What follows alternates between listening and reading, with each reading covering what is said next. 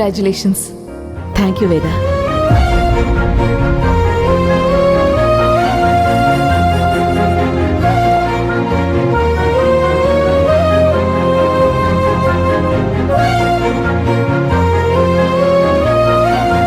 ఇప్పటికీ తనలో నీ మీద ప్రేమ విపరీతంగా ఉంది, కానీ ఏదో కారణం చేత బయటికి చూపించటం లేదు.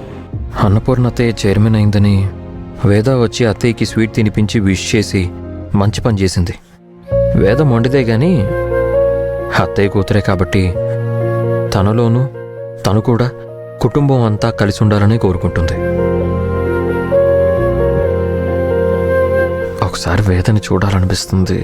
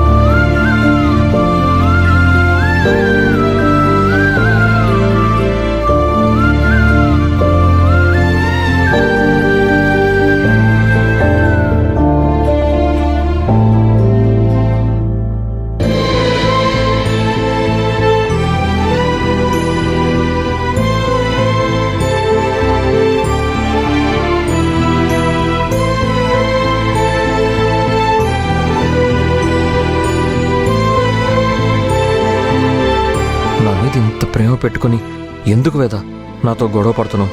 ఎందుకు నన్ను దూరం పెడుతున్నావు? బాబా, నువ్వు నా ప్రాణం. నిన్ను దూరం పెట్టడానికి కారణం ఉంది బాబా, కానీ నీ మీద ఇంత ప్రేమ పెట్టుకొని నిన్ను దూరం పెడుతున్నాను చూడు. నేను పడుతున్న బాధ మాటల్లో చెప్పలేను. అన్నపూర్ణ అత్తయ్యని నువ్వు అన్నావనే నేను నీతో గొడవ పడ్డాను గాని నువ్వు తన కన్న కూతురు అని మర్చిపోయాను.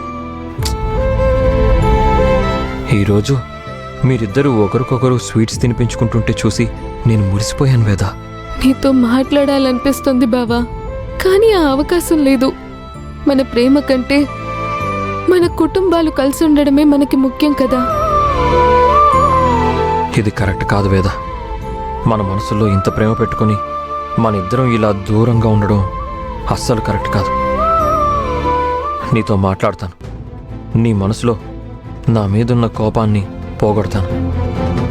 మనిద్దరం ఒకటే. నిన్ను అత్తయ్య దగ్గరికి చేరుస్తాను వేద.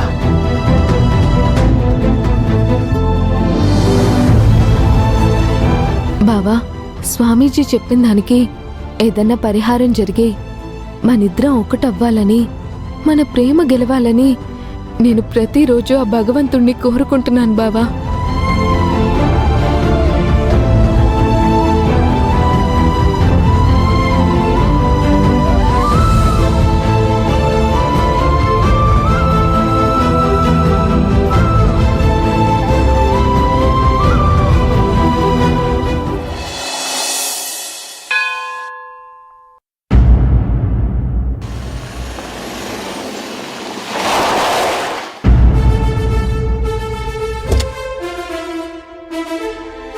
నమస్తే మేడం.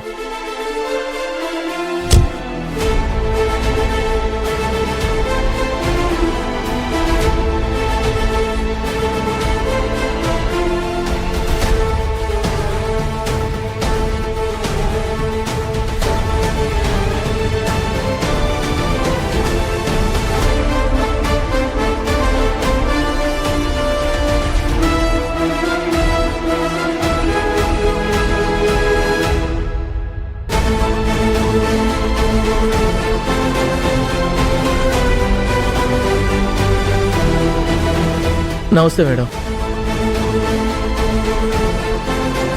ఇక్కడ సంతకం పెట్టండి.